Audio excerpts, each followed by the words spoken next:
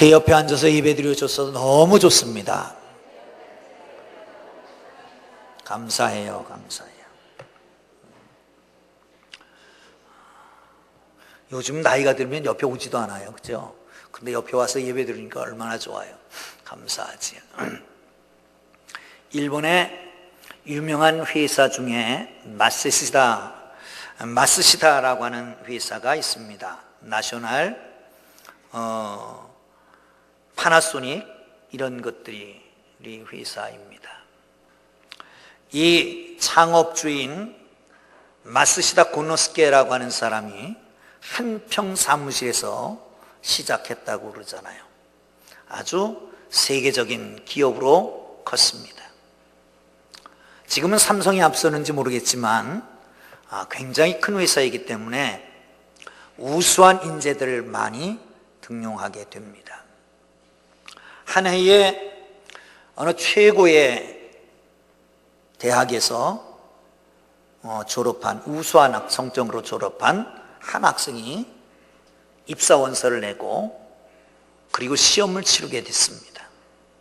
딴에는 아주 잘 치렀다고 생각하고 틀림없이 합격할 것이라고 생각하고 합격자를 기다리고 있었습니다. 드디어 합격자 발표가 있던 날 가슴 설레이면서 합격자 명단을 봤는데 빠진 겁니다.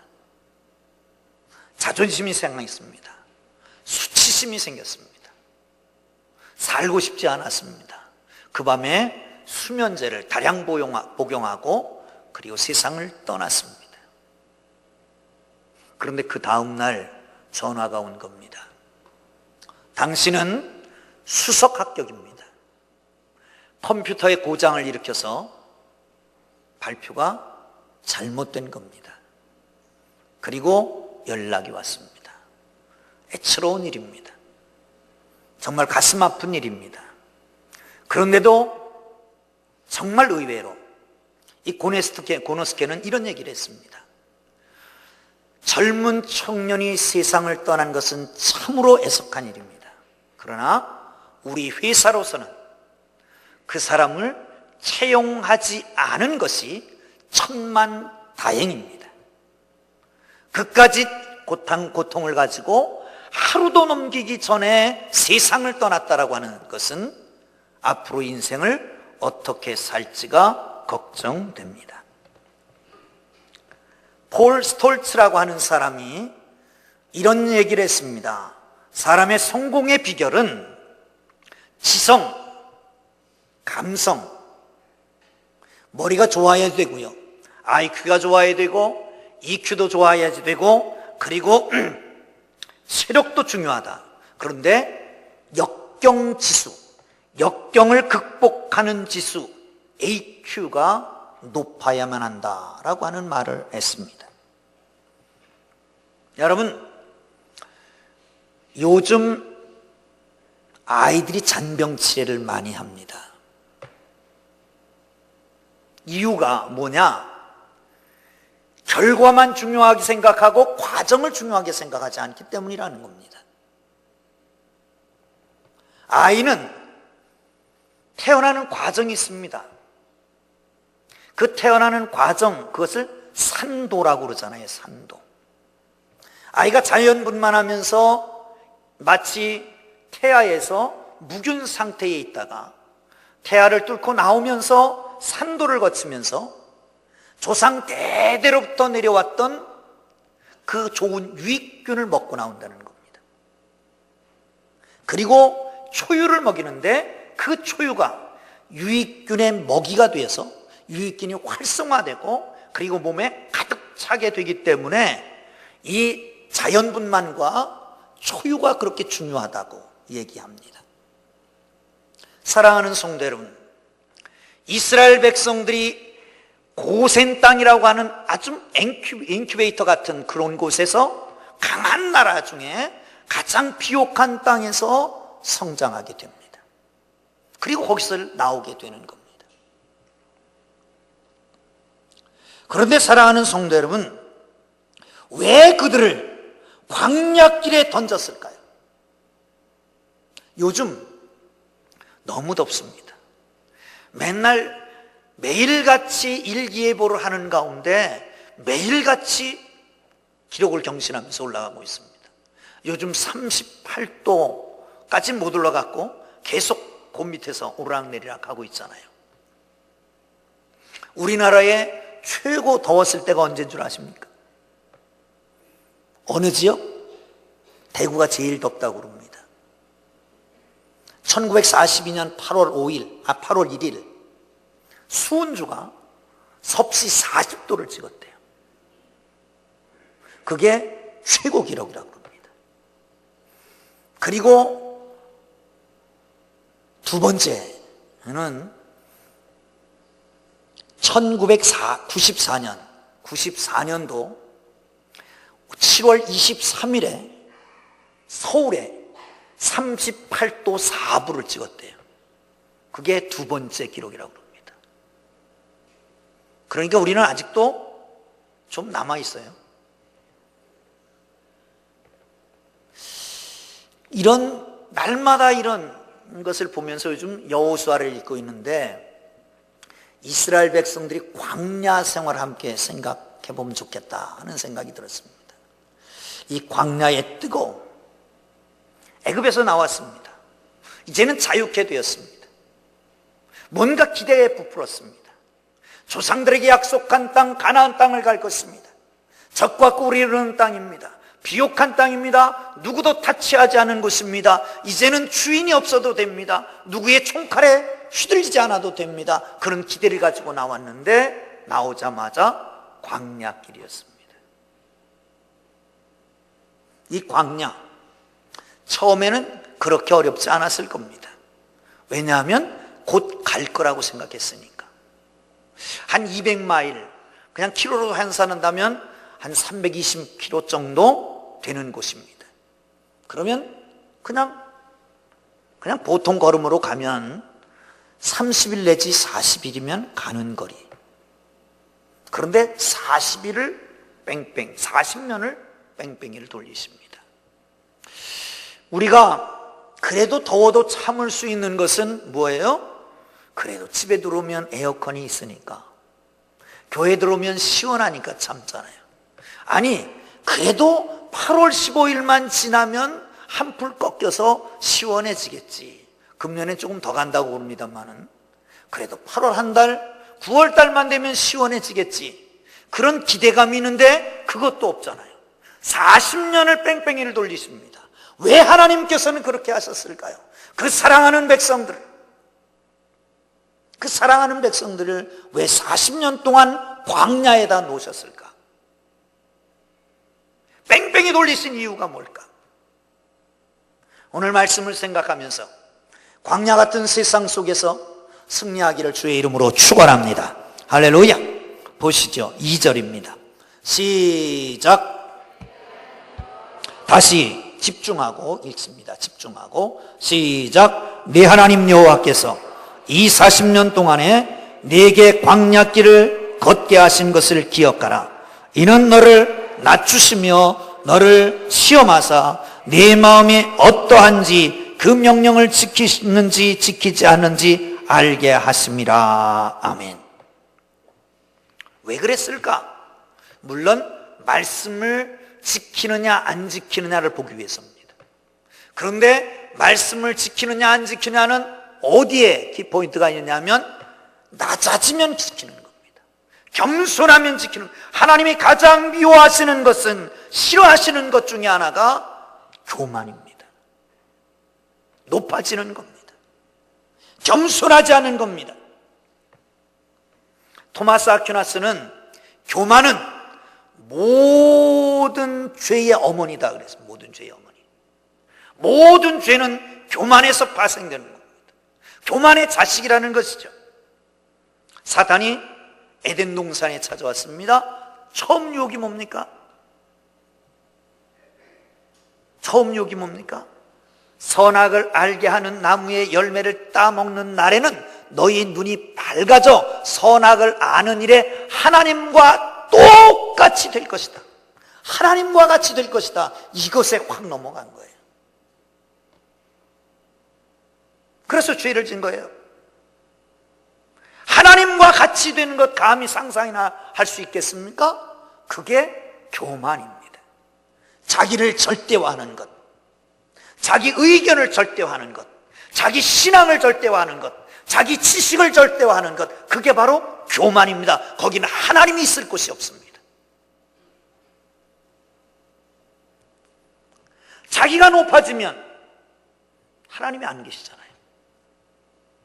하나님은 하나님과 함께 하나님이 주시는 축복을 누리며 살고 번성케 되기를 원하십니다. 1절이 바로 그렇게 말하잖아요. 이 명령을 지키고 이 말씀대로 살면 살고 번성케 될 것이다. 그러기 위해서 낮추는 겁니다. 낮추기 위해서는 스스로 낮아지지 않으니까 광야에 집어쳐넣어서, 광야에 던져서, 광야의 길을 가게 하서, 그래서 낮아지게 만들고 낮아진 다음에 은혜를 베푸시는 걸 믿으시기를 축원합니다. 할렐루야, 할렐루야. 여러분, 그 광야는 그럼 몇 도나 됐을까?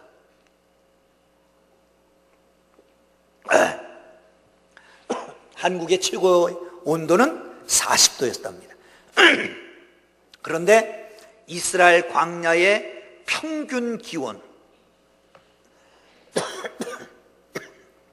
평균 기온이 44도랍니다.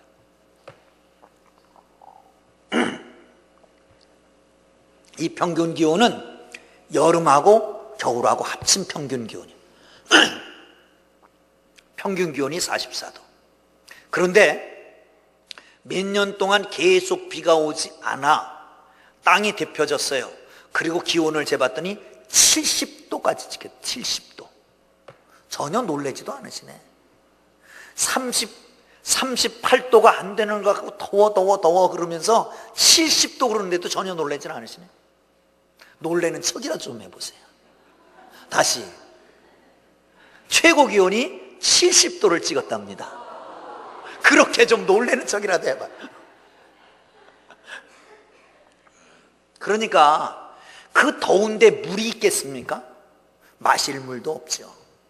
세수는 하겠습니까? 먹는 물이 없는데 무슨 세수를 하겠습니까? 그 더운데 잠자리가 편하겠습니까? 애굽에서 먹던 맛있는 걸 먹겠습니까? 여러분, 처음에 뜨거우면, 너무 힘들면 원망합니다. 아이고, 왜 이곳으로 끌어내가지고 우리를 여기서 죽게 하느냐. 애굽에 그냥 놔뒀으면 차라리 거기서 그냥 뭐 얻어먹고라도 살았지. 그런데 조금 지나면 자포자기합니다. 될 대로 되라. 뭐 먹을 것도 없고 입을 것도 없고 아무것도 없는데 어떡하겠어요. 그러니까 가자 그러면 가고, 서라 그러면 서고, 먹으라 그러면 먹고, 먹을 거 안 주면 굶고, 이렇게 될 수밖에 없습니다.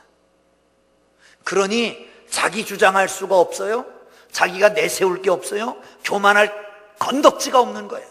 그러니까 자연적으로 육신의 욕망은 자연히 해제되고 스스로 낮아질 수밖에 없는 거 아니겠습니까? 여러분, 겸손이라고 하는 거는 어떤 분이 글을 얘기했습니다.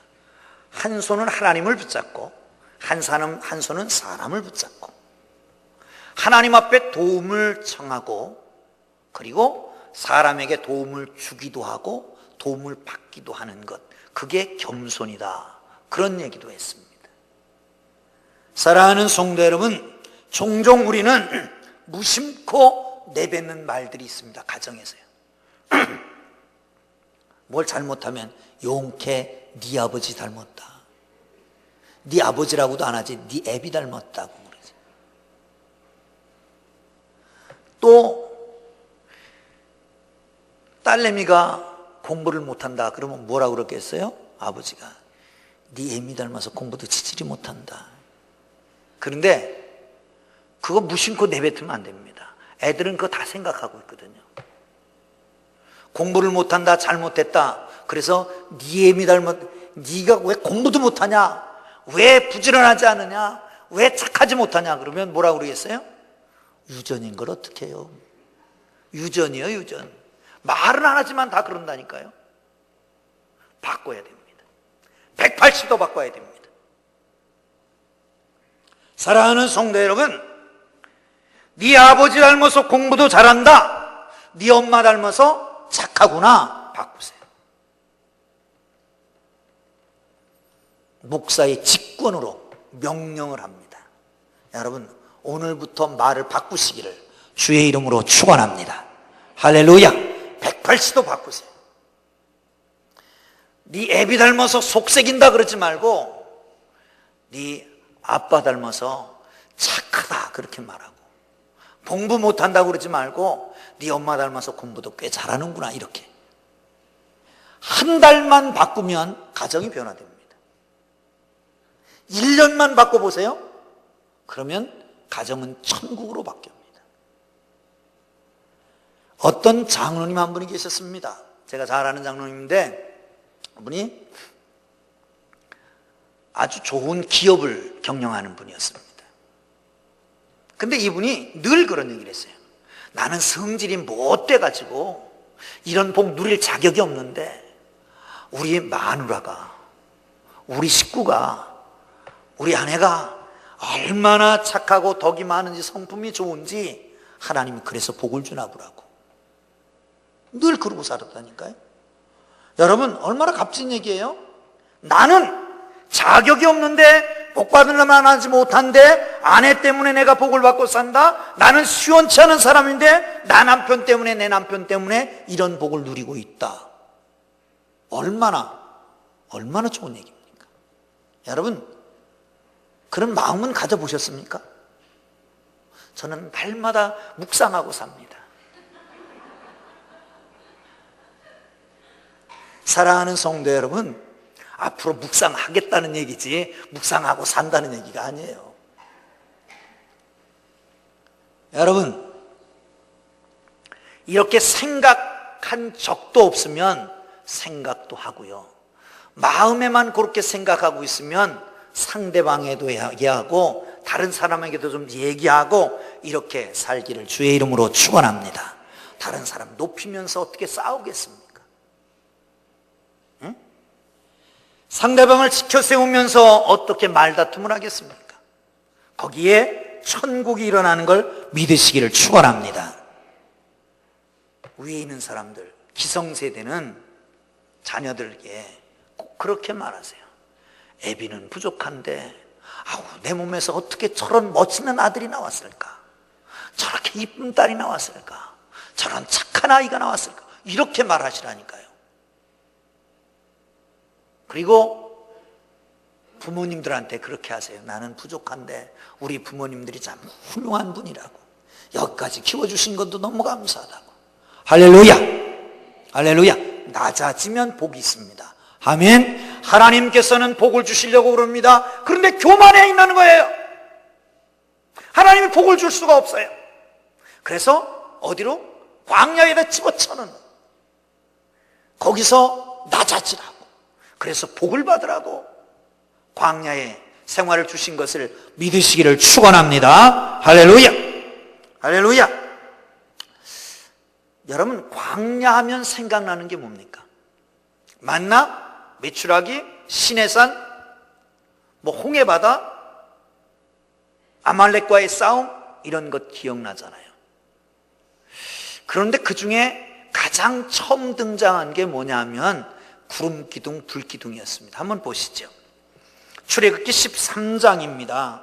21절, 22절 봅니다. 시작. 여호와께서 그들 앞에 가시며 낮에는 구름기둥으로 그들의 길을 인도하시고 밤에는 불기둥으로 그들에게 비추사 낮이나 밤이나 진행하게 하시니 낮에는 구름기둥, 밤에는 불기둥이 백성 앞에 떠나지 아니하니라. 아멘.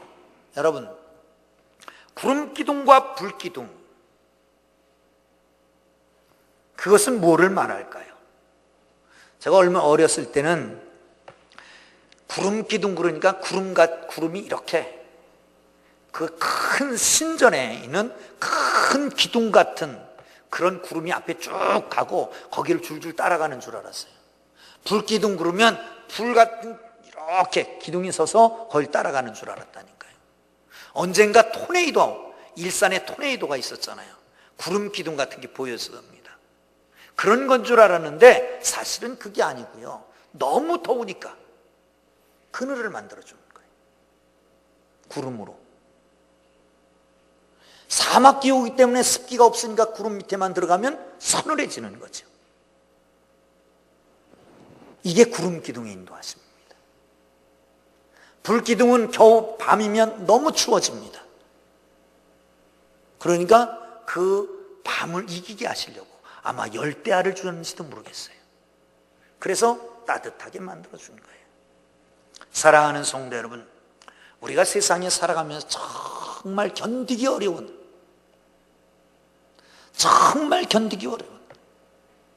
불 같은 데 던져진 불같은 시련이 당할 때가 있습니다. 그런데 그런 시련 속에서도 서늘함을 느끼고 편안함을 느꼈습니까? 그게 구름 기둥의 인도하심입니다. 사랑하는 성도 여러분, 매서운 눈초리가 있습니다. 사실 잘못한 것도 아닌데 왕따 당해 있습니다. 누구도 나를 돌아보지 않습니다.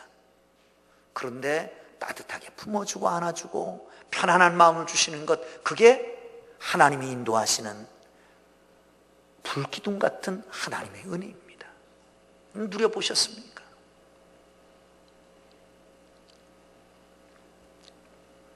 아프리카에 복음의 여명을 가져왔던 선교의 개척자인 잘 아는 리빙스턴이라고 하는 분이 있습니다. 16년 사역을 마치고 안식년을 맞아서 영국을 방문했을 때의 일입니다. 글래스고우 대학이라고 하는 곳에서 명예 법학 박사 학위를 주게 됩니다. 당시는 이 학위를 그냥 막 팔았기 때문에 명예 학위를 받는 사람들을 야지하곤 그랬습니다. 그런데 그날 강단에 올라선 리빙스턴을 보고 모든 학생들이 숙연해졌습니다. 얼굴은 초췌해 있었고 밀림의 맹술과 싸운 자국들이 흔적이 남아 있었고 팔은 사자와 싸우다가 거의 형체만 남아있는 쓰지 못하는 팔을 가지고 있었습니다. 사회자가 이렇게 얘기를 했습니다. 리빙스턴 박사는, 선교사는 이제 여기서 명예 박사학위 수여를 한 후에 다시 아프리카로 돌아갈 것입니다. 이렇게 소개하고는 이제 리빙스턴 선교사의 말씀을 듣겠습니다. 앞에 나왔습니다. 첫말이 이거였습니다. 내가 여기 영국을 떠날 때에 내게 주신 하나님의 말씀이 있었습니다. 이 말씀은 떠날 때도 그리고 사역할 때도 순간순간 이 말씀이 나를 붙잡고 있었습니다. 그래서 나는 지금까지 이렇게 사역하고 있고 그리고 앞으로도 이 말씀을 의지하고 갈 것입니다. 이 말씀은 마태복음 28장 20절 말씀입니다. 내가 너에게 분부한 모든 것을 가르쳐 지키게 하라. 볼지어다 내가 세상 끝날까지 너희와 함께 있으리라 하시니라. 할렐루야, 할렐루야. 여러분, 하나님이 여러분과 함께 하신다라고 하는 사실을 믿습니까? 다시, 여러분, 하나님께서 구름기둥과 불기둥으로 임재하신 같이, 리빙스턴과 함께 하신 같이 그 하나님이 여러분과 함께 임재하시는 것을 믿습니까? 할렐루야, 할렐루야. 성경 말씀은 종이에 쓰여진 글씨가 아닙니다. 성경 말씀은 하나님의 영의 감동을 받아 쓰여진 하나님의 말씀이십니다. 할렐루야. 그 성경 말씀은 그러기에 말씀 자체의 능력이 있습니다. 말씀대로 이루어지는 것을 믿으시기를 축원합니다. 그 약속을 붙잡고 나아가기를 주의 이름으로 축원합니다.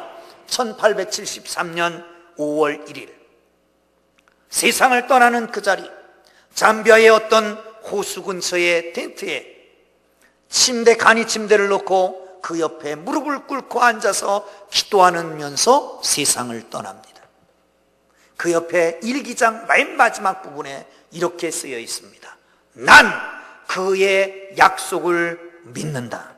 그는 나와 함께 하시겠다고 말씀하신 것을 지키실 것이다. 할렐루야, 할렐루야. 사랑하는 성도 여러분, 하나님이 약속한 것은 지키십니다.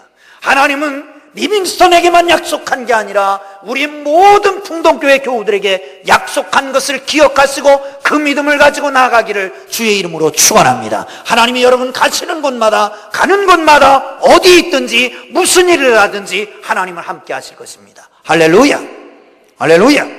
마지막으로 6절을 보겠습니다. 시작. 내 하나님 여호와의 명령을 지켜 그의 길을 따라가며 그를 경외할지니라. 아멘. 경외할지니라. 여기서 사실은 이 말씀의 의미는 말씀을 따라서 사는 것이 하나님을 경외하는 것이다, 이 말입니다. 그런데 사실 경외, 두려움이라고 하는 것이 세상의 종교를 만들었다는 걸 아십니까?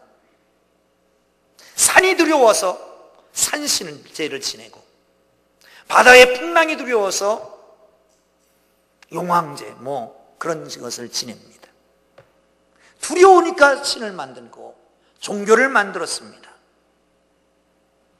애굽에서 이스라엘 백성들을 왜 출애굽시켰을까요? 하나님께서 그들을 애굽에서 놓여 광야에 나오게 하신 이유는 뭘까요? 종살이하는 것이 애처로웠습니까? 불쌍해서입니까? 물론 그렇습니다. 출애굽 3장 7절 8절에 보면 여호와께서 이르시되 내가 애굽에 있는 내 백성의 고통을 분명히 보고 그들의 감독자로 말미암아 부르짖음을 듣고 그 근심을 알고 내가 인도해내서 여기까지 데리고 왔다라고 말씀합니다. 그런데 궁극적으로 출애굽한 이유는 12절에 3장 12절에 얘기합니다. 함께 봅니다. 출애굽기 3장 12절 시작. 하나님이 가라사대 내가 정녕 너와 함께 있으리라. 내가 백성을 애굽에서 인도하여 낸 후에 너희가 이 산에서 하나님을 섬기리니 내가 너를 보낸 증거니라. 아멘. 할렐루야, 할렐루야. 이 산에서 나를 섬기는 것, 이 산에서 나를 섬기는 것, 하나님 앞에 예배하는 것, 그거를 위해서 너를 선택했고 너를 구속했다라고 하는 것입니다. 그런데 모세가 줄기차게 제안한 것은 3일 길을 가서 제사 드리겠다는 겁니다. 애굽에 가서 바로왕에게 얘기합니다. 내 백성을 놔달라. 내 백성과 3일 길을 가서 제사하고 오겠다. 안 된다. 그래도 안 되냐? 하나님이 재앙을 붓습니다. 그러면 말합니다. 아니 가지 말고 여기서 제사하면 안 되기는 안 됩니다. 3일 길을 가야 됩니다. 또 한참 있다가 나타나서 단판을 짓습니다. 재앙을 또 하나 붓습니다. 그리고 나면 이렇게 말합니다. 그러면 멀리 가지 말고 조금만 떠나가서 예배해라. 안 됩니다. 3일 길을 가야 됩니다. 하나님이 지시한 땅으로 가야 됩니다. 그러면 다시 타협합니다. 아이들과 어린이는 여인은 데리고 가지 말고 너희들만 갔다 오너라. 안 됩니다. 다시 단판을 합니다. 그럴 때는 어떻게 말합니까? 그들의 재산, 양, 소는 머무르게 만들고 그리고 사람들만 갔다 오너라. 여러분, 사탄의 유혹의 방법이 그렇습니다. 멀리 가지 말고 여기서 해, 여기서 해, 여기서 해, 여기서. 조금만 가. 애들은 데리고 갈 거 없어. 여인들을 데려가지 말고 너만 가. 사랑하는 성도 여러분, 그게 문제라니까요. 요즘은요, 멀리 가지 않고 집에서 대강 때우려고 하는 사람들이 있습니다. 인터넷 설교 보고 텔레비전 설교 보고 어떤 우리 집사님 한 분이 그런 얘기를 했어요. 목사님, 우리도 아프리카 TV에다가 생중계를 합시다. 그리고 유튜브에 생중계 실시간으로 나가는 설교를 합시다. 그러면 혹 교회 못 나오는 분들이 그걸 보고 예배 드릴 수 있지 않겠습니까? 지금 헷갈려요. 어떻게 하는 게 좋을까? 이렇게 하는 게 좋을까? 그래도 교회에 와서 예배 드려야 할까? 지금 고민 중입니다. 또 한 가지는, 야, 애들은 놔둬. 지금 바쁜데, 아니 지금 지들이 사고, 지들이 판단력이 없는데 지들이 알아서 이 신앙은 자유니까 내버려둬. 나중에 예수 믿게 만들면 되지. 그래서 애들이 다 떨어졌습니다. 중고등학교, 고등학교 3학년 때 특별히 입시가 내일 모레인데 뭘 교회 와서 예배드려? 나중에 신앙생활 잘하면 되지. 내비둬. 그러다가 그 대학 가면 없어져요, 애들이.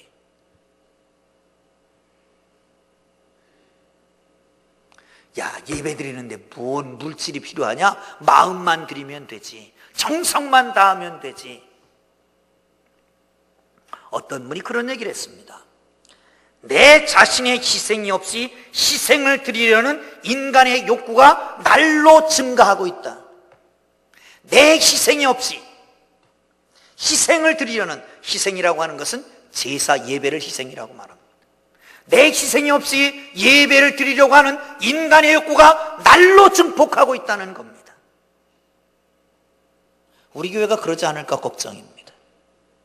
야, 풍동교회 가봐라. 헌금 안 드리고 예배 드려도 돼. 바구니가 돌아오는 것도 아니고 매미채가 돌아오는 것도 아니고 그냥 눈 한번 찌끄 갖고 통과만 하면 되는데 뭐. 그런 분 없죠? 하나도 감동이 없는 것 같아. 사랑하는 성도 여러분, 교회가 쇠퇴할 때는 회의만 자주 하고 예배는 안 드립니다. 하나님이 창조한 목적은 하나님이 영광을 받으시기 위해서 창조하셨습니다. 예배를 위해서. 하나님이 구원하신 목적은 하나님이 예배를 받으시기 위해서 구원하셨습니다. 하나님이 하나님 나라로 데려가실 목적은 어디 있을까요? 요한계시록에 보면 3장까지가 서론 부분이에요. 4장, 5장은 삽입되어 있습니다. 그런데 4장, 5장 중요한 부분이 삽입되어 있는데 여기는 딱 한 가지입니다. 뭐예요? 하나님 앞에 존귀와 영광과 찬양을 드리는 것이에요. 4장은 창조주 하나님 앞에 존귀와 영광과 찬양을 드리는 것, 예배 드리는 것이에요. 5장에는 구속주인 예수님, 죽었다 사신 어린 양 되신 예수님을 찬양하고 경배하고 존귀하게 하는 것, 그게 바로 5장이에요. 이게 하나님 나라 예배 실황이라니까요. 하나님 나라 가서도 해야 될 일이 뭡니까? 우리를 창조하신 이유도, 우리를 구원하신 이유도, 하나님 나라에 들어가신 이유도 하나님 앞에 예배하기 위한 것인 줄 믿으시기를 축원합니다. 할렐루야. 여기서 중요한 것이 있습니다. 다 만들어졌어요. 우리 창조된 피조물이잖아요. 그러니까 하나님 앞에 예배하는 것, 예배 안 하면 만들어지지 않았다, 이 말은 안 어울리잖아요. 그죠? 만들어졌으니까. 하나님 앞에 예배하지 않으면 저 천국의 시민이 아니다, 그것도 조금 말은 되지만 조금 이상해. 그러나 하나님 앞에 예배하지 않는 사람은 구원받은 것을 의심해 봐야 된다. 이건 맞는 말이에요. 하나님 앞에 예배를 게을리하지 않는 사람은 하나님 앞에 구원받은 것을 의심해 봐야 된다. 사역을 위해서 예배 드리는 거 아닙니다. 찬양 사역을 위해서 예배 드리는 게 아닙니다. 진정으로 예배 드리는 예배 시간이 있어야 합니다. 교회 학교 교사로 예배 드리는 건 그거는 사역입니다. 예배는 예배대로 드려야 합니다. 주일날 점만 딱 찍고 끝나는 것, 그것 의심해 봐야 됩니다. 오후 예배도 있고 수요 예배도 있습니다. 금요 예배도 있고 새벽 기도회도 있습니다. 사랑하는 성도 여러분, 예배에 생명을 걸면 하나님은 그 사람을 축복하시는 걸 믿으시기를 축원합니다. 할렐루야. 할렐루야. 광야로 인도하시는 이유는 뭐예요? 하나님을 경외하게 하기 위해서. 하나님을 두려워가 하나님 앞에 예배하기 위해서. 그래서 광야로 인도하시는 거예요. 갈발트는 그런 얘기를 했습니다. 하나님을 예배하기 위해 모이는 것이야말로 전 신앙의 여정에서 가장 핵심적인 전제이다 라고 말을 합니다. 영국의 유명한 정치가가 있습니다. 윌리엄 글랜스턴이라고 하는 사람입니다. 이 사람은 수상에 4번이나 당선됐습니다. 수상에 4번. 왕은 상징적으로 있는 것이고 수상은 투표에서 당선돼야 되는데 4번이나 당선됐습니다. 그런데 이분이 이런 얘기를 했습니다. 예배하는 자리야말로 대영제국의 수상의 자리보다 더 존귀한 자리다. 다시, 예배하는 자리야말로 대영제국의 수상의 자리보다 더 존귀한 자리다. 할렐루야, 할렐루야. 그러니까 하나님이 그를 높이신 거예요. 그래서 가장 존귀한 자리, 세상 사람들이 보기에 가장 존귀한 자리, 수상의 자리에 한 번도 아니고 4번씩이나 앉힌 이유는 뭡니까? 예배 자리가 수상의 자리보다 훨씬 더 존귀한 자리인 것을 알고 예배를 귀하게 생각했기 때문에 그렇습니다. 할렐루야, 할렐루야. 곽상수 교수라고 하는 분이 있습니다. 오르겐을 연주하는 분입니다. 이분은 자그마치 50년을 지휘를 했습니다. 72세까지 22살부터 72세까지 지휘를 했대요. 그런데 송자 총장은 집사 때, 장로 때까지, 송자 총장은 학교 다닐 때, 학생일 때나 교수일 때나 총장일 때나 맨 말석 찬양대 자리에서 찬양하고 있었다는 거예요. 여러분, 곽상수 교수의 지휘도 중요하고 위대하지만 송자 총장의 그 자리도 더 아름다운 거 아니겠습니까? 한 가지 얘기를 하고 마치려고 합니다. 부산의 영안교회에 안경선 집사라고 하는 분이 있습니다. 이분은 결혼해서 너무너무 찢어지게 가난했습니다. 할 일이 없으니까 처가살이를 합니다. 처남 집에 가서 일을 해주고 거기서 주는 돈으로 가지고 먹고 사는 겁니다. 어느 날 처남이 부르는 겁니다. 여보게, 자네 일요일 날 일도 안 하고 그리고 월급도 쥐꼬리만 한 것 가지고 11조 띄고 감사금 띄고 뭘 갖고 살 건가? 그런 이런 얘기를 했습니다. 하나님의 것은 하나님께 반드시 바쳐야 합니다. 하나님의 것을 도둑질해서 되겠습니까? 아무리 어렵고 힘들어도 하나님의 것을 도둑질할 수는 없습니다. 하나님의 시간, 주일은 드리고 하나님 앞에 드릴 예물 11조는 언제나 드려야 합니다.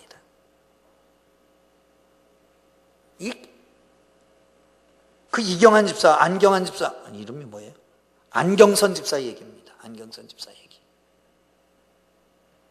1956년 동아화공업사를 시작하게 됩니다. 처음에는 몇몇 직원들이 시작했는데 점점 성장하게 됐습니다. 교회를 신축한다고 합니다. 1969년 땅을 부지를 사서 바쳤습니다. 다시 5년 후에 교육관을 지는데 교육관 부지를 사서 바칩니다. 다시 1983년에 다시 한번 교회 부지를 사서 다시 건축을 하는데 그분이 합니다. 여러분, 남의 집 머슴살이 하던 사람이, 처가살이 하던 사람이 하나님이 축복하시니까 이런 일을 할 수 있습니다. 무엇가요? 하나님 앞에 예배하는 사람, 하나님을 두려워하는 사람에게 하나님이 축복하시는 거예요. 여러분, 하나님은 여러분을 너무너무 사랑하십니다. 힘들고 어렵게 살기를 원하지 않습니다. 행복하고 편하게 축복 가운데 살기를 원하십니다. 그런데 구비가 안 되니까 광야에 던져서 낮추시고 하나님의 임재를 경험하게 하시고 하나님을 두려워 하나님께 예배하게 하셔서 하나님을 축복의 사람으로 만들어가는 것이 바로 광야 도상에 서게 하신 하나님의 뜻인 것을 믿으시기를 축원합니다. 할렐루야, 할렐루야. 기도하겠습니다.